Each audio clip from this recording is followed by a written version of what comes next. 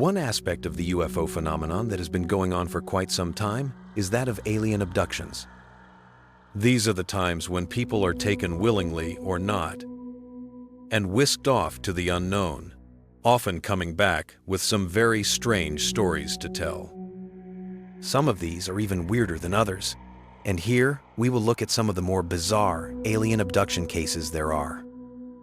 Such accounts can fall in many places on the range of the weird. But one of the weirdest is that of a South African woman who claims to not only have been spirited away to an alien planet, but also to have had an alien lover and a child.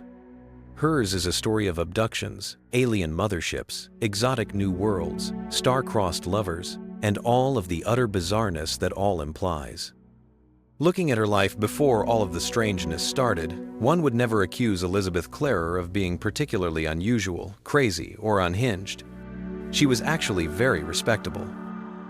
Born in South Africa in 1910, Clarer studied music and meteorology in England before serving as an accomplished pilot for the Royal Air Force and working for the South African Air Force Intelligence, decoding secret German transmissions. It would not be until after the war when in 1950 she read a book on UFOs and began to have long-buried memories come floating back to the surface from her childhood. She recalled that when she was 7 years old, she and her sister had seen a luminous silver disc fly over their farm, as well as a bright orange-red and cratered planetoid that flew past high in the sky. She would remember having several other sightings of the disc over the years and claimed that her sister and their Zulu farmhand had also seen it. This is all strange enough as it is, but it would get utterly bizarre in the mid-1950 seconds, when she had an experience that would kick off one of the weirdest cases of alien abduction on record. These early memories coming back to her caused Clarer to develop a deep interest in UFOs. And this would get even stranger when a series of UFO sightings in 1954 brought her to investigate a remote, rural hill outside of Johannesburg. According to the native Zulu people of the area, the UFO was actually a mythical lightning bird from their lore, but when Clarer arrived, she would have an encounter with what was most definitely a spacecraft, appearing as a spinning disc with a stationary dome in its center. The craft emitted a humming noise, and she claimed to have seen one of the craft's occupants through a porthole. She tried to get a closer look, but claimed that she had been pushed away by a wave of heat pouring off of it. Clarer would claim that she then began having telepathic communications with an entity calling itself Akon, who said he was from the planet Meton in the galactic region of Alpha Centauri, and also that he was a crew member and scientist aboard the spacecraft, as well as that he was in fact the being she had seen through the porthole. Clarer would become obsessed with it all, going back to the hill several times in the hopes of seeing that ship and Akon again. In 1956, she would get her chance when she once again saw the craft descend at the hill. This time was very different, as Akon revealed himself to Clarer and introduced her to his companion, described as the ship's botanist and astrophysicist. The aliens then invited her aboard their ship, which they described as merely a scout ship, and brought her up to a much larger, cigar-shaped mothership that was reportedly 5 miles in length and included cities, parks, trees, flowers, and even lakes within it.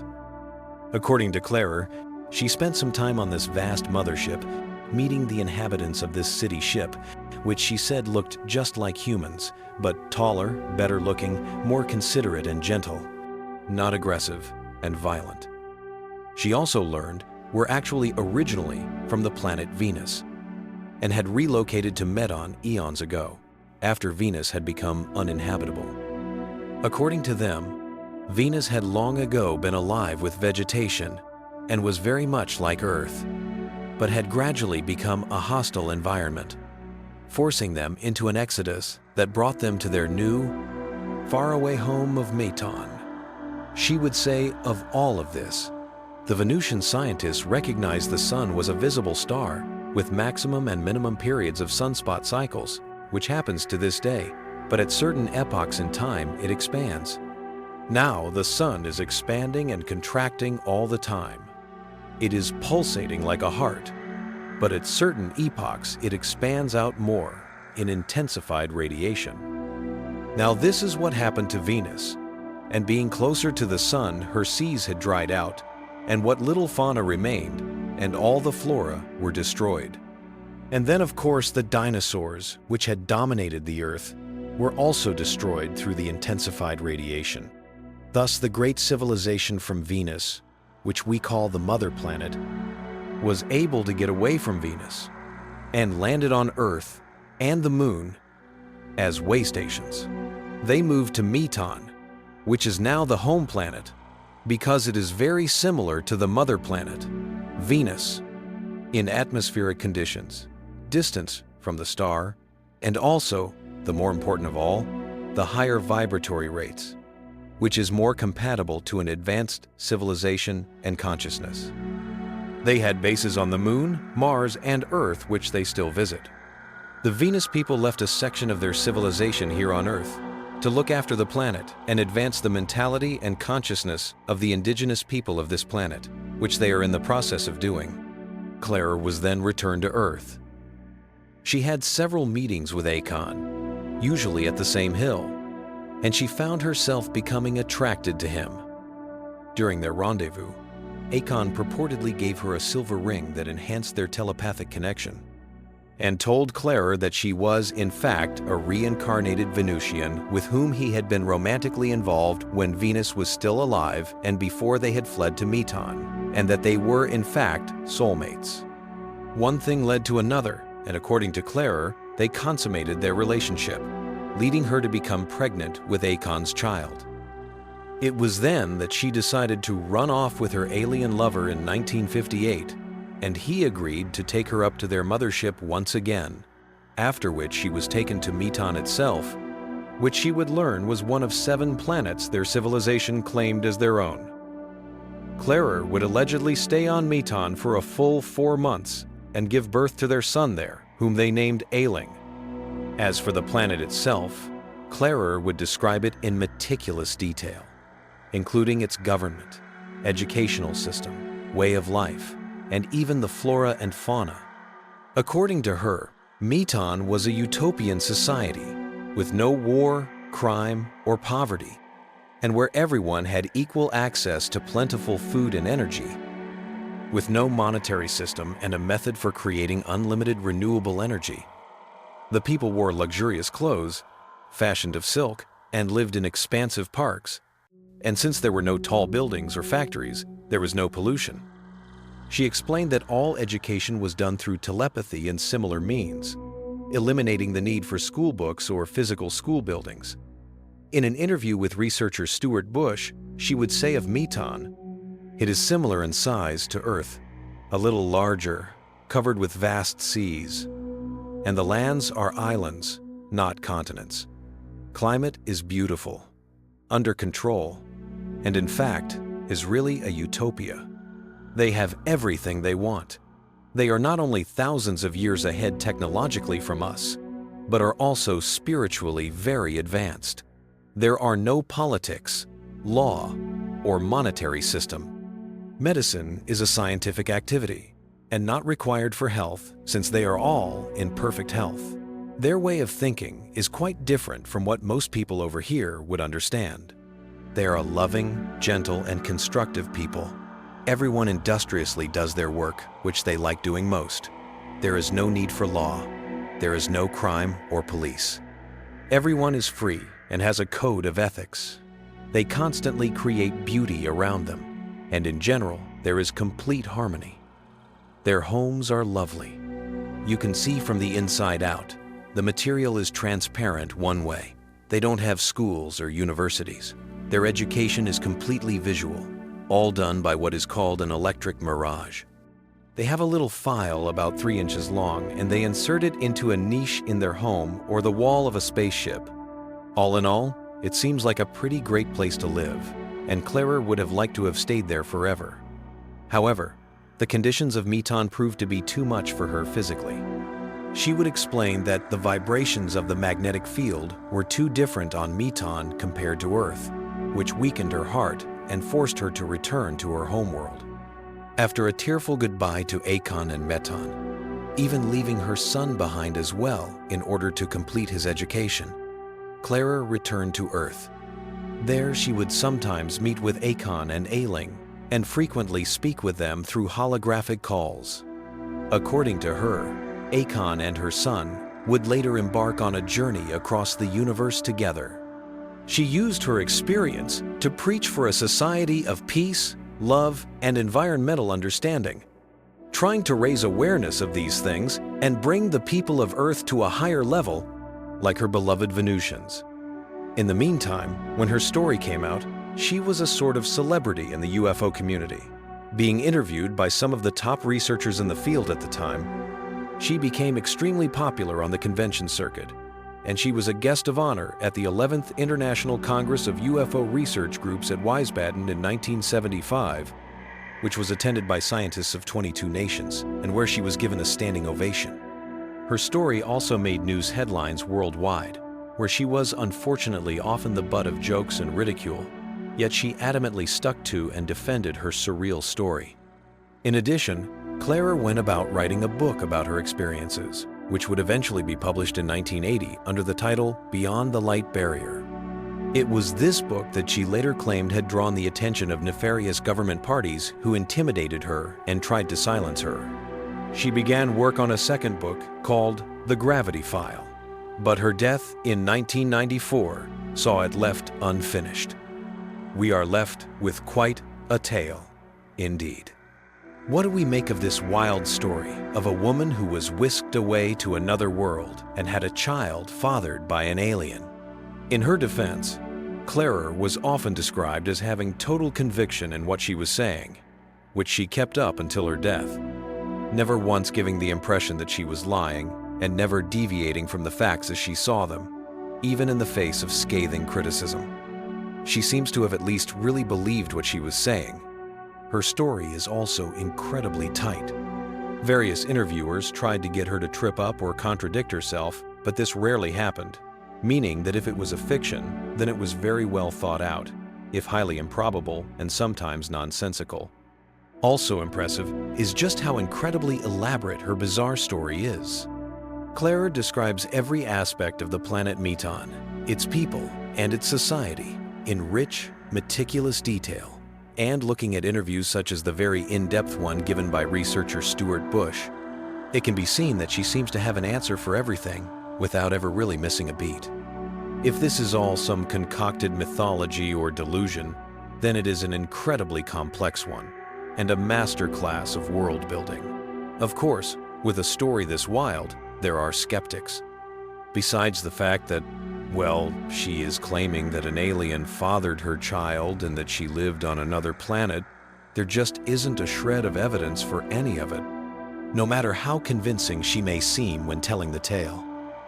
There are no witnesses to corroborate what she claimed, no proof of her supposed pregnancy, and no one seems to recall any unusually long absence during the time Clara was supposedly having her 4-month-long space adventure.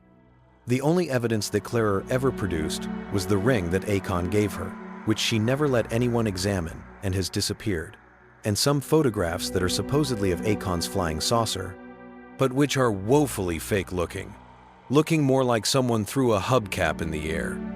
This lack of any evidence and the sheer fancifulness of her story in general have caused even some of the most hardcore and outspoken proponents of alien abduction to doubt her. What happened to Elizabeth Clara? Is she pulling everyone's chain, and this is all just a big hoax? If so, why would she cling to it to her dying day? Is this all a delusion, or the product of a warped mind? Perhaps, but she had a lot of credentials that did not paint her as a nutjob. This seems to be one of those outlandish cases that just seems to pop up in UFO lore every once in a while, and considering that there is no way to prove or disprove any of it, we will probably only have this, quite frankly, bonkers tale to go on, and wonder how much, if any, is actually true. Some of these people have managed to go on to become quite well known for their claims and exploits. And surely, one of the more well-known and indeed more outlandish accounts comes from a contactee who had a mysterious encounter out in the desert of New Mexico and would weave this into a cultish organization and into the very fabric of contactee lore. Daniel Fry started his strange odyssey back in the 1942 when he was based at Holloman Air Force Base in New Mexico, involved in rocket research at what was then known as the White Sands Proving Ground, which is a military testing area operated by the United States Army. In the days during and after World War II, rocketry and missile technology were being hotly pursued, and Fry, who had a background as an explosive supervisor in the 1932nd and 1942nd, was mostly involved with setting up instrumentation to test rockets at the range for the company Aerojet General. On the 4th of July 1949, personnel at the base were gearing up for 4th of July celebrations at nearby Las Cruces, but for reasons that aren't clearly understood, he missed the bus and was left behind at the base. Fry then decided to go out and explore the area, going down a desert path he had never been down before, and from here, he would allegedly have a bizarre experience that would change the course of his life. As Fry walked along that dusty trail, he noticed in the sky what he would describe as a strangely behaving star that seemed to be approaching and getting closer. As it seemed to come in for a landing not far away, it was very obvious that this was no star, but rather some sort of craft, described as an oblate spheroid measuring 10 feet in diameter and about 16 feet high. He would say of what was going through his mind during the outlandish situation, "What should I do next? Should I return to the base and report the advent of the craft?" This, at first, seemed the logical thing to do, but then another thought intervened. It would take at least 3/4 of an hour for me to get back to the base, find someone in authority, and return with other observers. What if the craft took off in the meantime? There would be nothing but a crumpled patch of brush to substantiate my story. Who would believe me? If anyone did believe, who would dare to admit it? I had read enough of the ridicule heaped upon those who had been incautious enough to admit having seen some unexplained objects flying in the air. How much worse would be the lot of one who claimed to have seen one land and to have been close enough to touch it, yet had no proof except a flattened patch of brush. As he stood there in awed shock, wondering what to do, he says that he was contacted telepathically by an entity calling itself Alan, who invited him to approach and come aboard. When Fry entered the craft, he would claim that the entire floor became transparent, as if he were standing on a pane of glass, and Alan, who seemed to be invisible and would not reveal itself, explained some of the technical aspects of the ship and how it worked as it began to rise and travel at vast speeds of an estimated 8,000 miles per hour. Fry would say that the ship shot out over the landscape to reach New York, after which it would fly back to New Mexico, a round trip which took an estimated 30 minutes. All, as Alan explained, the finer points of physics and the prehistory of Earth. At no point did Fry actually ever see Alan, and he was told that the ship was, in fact, remotely controlled by the being from a larger mothership. Fry was dropped back off where he had started, but this would not be his last encounter with the mysterious Alan. He would claim to be contacted several more times between the years of 1950 and 1954. And during these meetings, he learned more about Alan's people and their purpose on Earth. According to Alan, they were descendants of the original race of the lost continent of Lemuria, which the entity claimed had actually been destroyed in an ancient nuclear war and which had left them homeless and adrift. Luckily, they had mastered space travel, and so a handful of them were able to escape aboard their ships, flying out to Mars to start over. There on the Red Planet, they would rebuild their society and use it as a launching pad to other star systems and planets, fashioning a sort of empire across the stars that it called Galactic Confederation. And according to Alan, they had even mastered space and time itself. Alan gave vague messages about how they were there to help humanity, to save us from destroying ourselves, and that they should not be afraid of their presence on Earth. Fry claimed that Alan told him, "The political tensions which now exist between your nations must be eased. If either of the two dominant nations of Earth were to achieve conclusive scientific superiority over the other, under present conditions, a war of extermination would be certain to follow.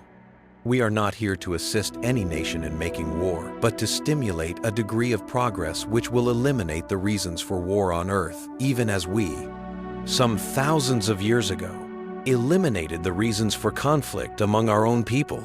Fry would write a book about the whole wild story called The White Sands Incident in 1954, and would go on to create a sort of quasi-religious organization called Understanding Incorporated in El Monte, California in 1955, based on what he had learned from the aliens, its mission statement being, bringing about a greater degree of understanding among all the peoples of the Earth and preparing them for their eventual inevitable meetings with other races in space. For a time, the group spread rapidly, with newsletters and numerous lectures and seminars, and they even had a sprawling compound near Tonopah, Arizona.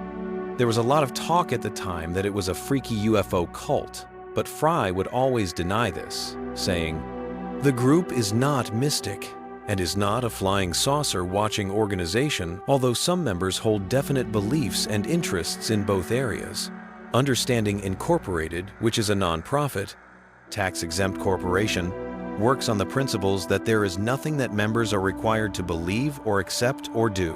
Fry became very involved with the alien contactee scene at the time, traveling around the country to attend various UFO events, and would write several other books, including Atoms, Galaxies and Understanding, To Men of Earth, Steps to the Stars, Curve of Development, Can God Fill Teeth, and Verse and Worse. However, Universal Incorporated would start to dwindle in the mid-1972s, and by 1979, they were in steep decline and disappeared. In the years since, there has been much skepticism aimed at both him and his supposed UFO encounters, with a few damning strikes against him. For one, he famously failed a lie detector test about his experiences on national television. And although that is not a completely reliable condemnation, other points are. For instance, photos that he took of the supposed craft were analyzed and found to have likely been faked, and his claimed educational credentials as a doctor turned out to be a doctorate in cosmism, issued by a mail-order organization called Street Andrews College in London, England, from which it seems pretty much anyone can buy a degree for a price. Another odd detail is that some of his stories changed over time, such as the date of his first incident being moved from 1949 to 1950, and just about the only thing we can be sure of is that Fry did indeed work at White Sands as an engineer in some capacity.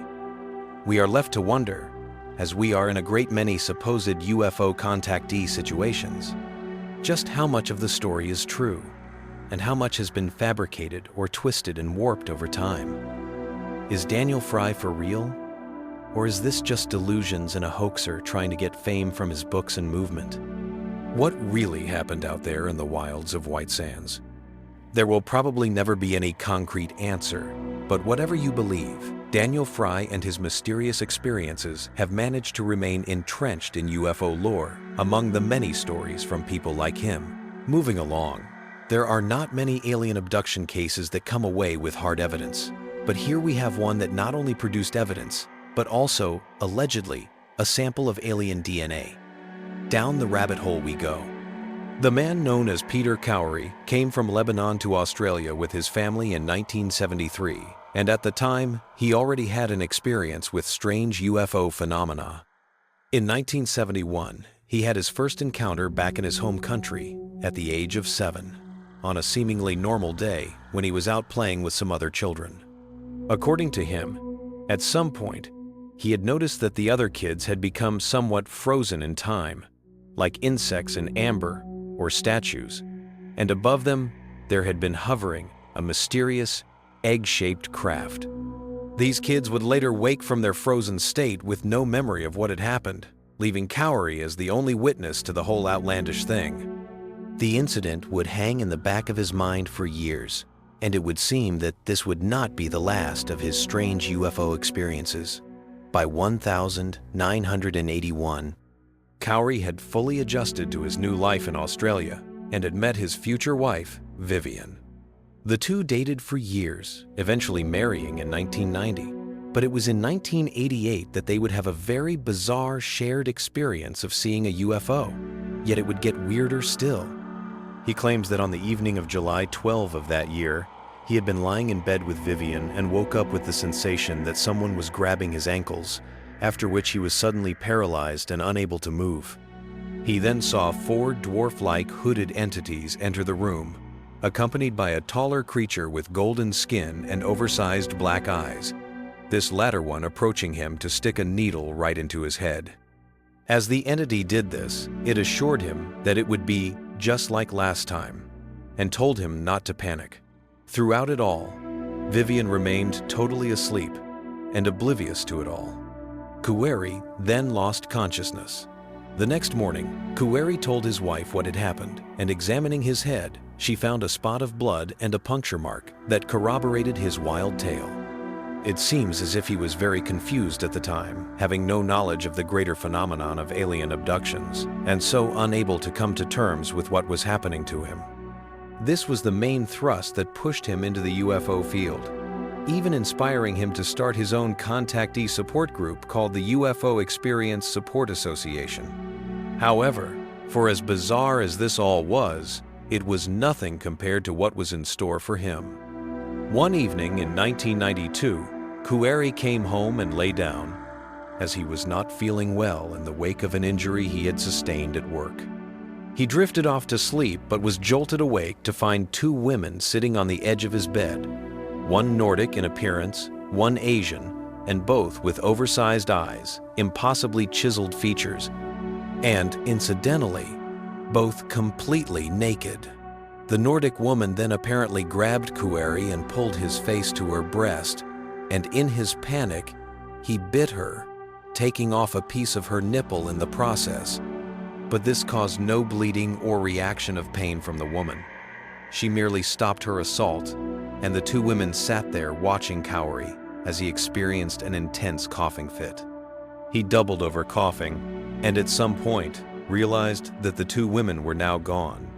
Cowery then went into the bathroom coughing uncontrollably, and it was there that he would realize that he had the overwhelming desire to urinate, which was painful, and as he did so, noticing that there were some blonde hairs wrapped around below down there. This was incredibly odd, as there was no way they should have been there, so he saved them in a plastic bag, convinced they must have come from the blonde stranger, who, along with her companion, he was starting to think had not been totally human. So far, so weird, but it gets even weirder. All of this came to the attention of Australian ufologist Bill Chalker, who had a look at the hair himself and decided to pursue genetic testing on it with a group of scientists and forensic investigators. Chalker would say of the enigmatic hair, "I began an investigation into the hair sample." When biochemical colleagues agreed to undertake what was the world's first PCR, polymerase chain reaction, DNA profiling of biological material implicated in an alien abduction experience. The analysis confirmed the hair came from someone who was biologically close to normal human genetics, but of an unusual racial type, a rare Chinese Mongoloid type, one of the rarest human lineages known, that lies further from the human mainstream than any other except for African pygmies and aboriginals. There was the strange anomaly of it being blonde to clear instead of black, as would be expected from the Asian-type mitochondrial DNA. The thin blonde hair, which appeared to have come from a light-skinned Caucasian-type woman, could not have come from a normal human of that racial type. Instead, though human, the hair showed 5 distinctive DNA markers that are characteristic of a rare subgroup of the Chinese Mongoloid racial type. A detailed survey of the literature on variations in mitochondrial DNA, comprising tens of thousands of samples, showed only 4 other people on record with all 5 of the distinctive markers in the blonde hair. All 4 were Chinese, with black hair. We had the shaft with one set of DNA, and the root showing a different type, and we could not understand it. And eventually, we concluded that this seemed to be the result of some sort of advanced cloning technique. And also, we had evidence in the nuclear DNA that this person who needed to hear, I guess you could say, had what appeared to be CCR5 dilution factor, which is an interesting property because it leads you to be perhaps impervious to things like smallpox and AIDS, that kind of thing. So that would be a very handy thing to have. But unfortunately, it's not shared that widely around the Earth. They have this constellation of unusual DNA properties within one small hair sample. It was bizarre. To keep a very complex story somewhat uncomplicated, what seems to be suggested by the range of findings is possible evidence for advanced DNA techniques and DNA anomalies and findings, for which we are only now discovering or starting to make sense of in mainstream biotechnology. It is all pretty wild. A look through vast databases of DNA samples showed that no person with blonde hair could be found in Australia who shared these unique genetic characteristics, leaving it a mystery and potentially solid physical evidence of something very strange going on. What was going on here? Where did this hair come from? And what does it all mean? Chalker himself would say of it, "Are we dealing with humans from elsewhere, namely those with human DNA, albeit very rare and somewhat anomalous? This case raises all sorts of issues, such as human panspermia, the theory that human-like beings may have migrated to Earth in the fairly recent past from elsewhere in the galaxy, perhaps giving rise to the sudden appearance of modern Homo sapiens sapiens, a species not directly descended from their immediate predecessors, the Neanderthals. Also, given the Asian-Mongoloid connection, we looked at the problem of European-like rare Asian types in the past. The controversial saga of the Taklamakan mummies in remote western China is turning the early history of China on its head. These mummies include people who are quite tall, some 6 feet or so, and some are blonde. I'm not suggesting a connection here, but you can understand this investigation has opened up all sorts of interesting possibilities about the biological nature of some of the beings implicated in abduction cases. While such cultural and mythic connections are fascinating speculations, they provide for an interesting perspective on the many stories of Nordic-type beings implicated in UFO abduction and contact cases. Khoury would go on to have other abduction experiences, such as 1 in 1,000, 996 inches, which he woke to see small hooded figures seeming to pass through a mirror, after which they levitated him off the bed to pull him towards them before he blacked out. But nothing comes close to the story of the hair. In the meantime, the story was printed in an article in the Center for UFO Studies publication, International UFO Reporter, entitled Strange Evidence, and Chalker included it in a whole book on cases like this, called Hair of the Alien, DNA and Other Forensic Evidence of Alien Abductions. Of course, there is plenty of skeptical input on this all. Not only does the story not make much sense in some respects, but it does not seem that these scientists supposedly analyzing this purported alien DNA have ever come out officially to publish the findings in any sort of peer-reviewed journal. And we obviously have not been hit with any news that alien DNA has officially been found. It all ends up as another wild ride that leads off into the murk, where we are not sure what is going on. Is there anything to this, or is it just a sensational yarn? Time will tell. What are we to do with such cases, and others like them, that litter the UFO field? Can all of these be dismissed as the ramblings of delusional people? Or is there something more to them? Should they be thrown out? Or is there something important to glean from them? These cases are so outlandishly bizarre that it is really hard to know what to think, and they remain stuck in the limbo of speculation and debate.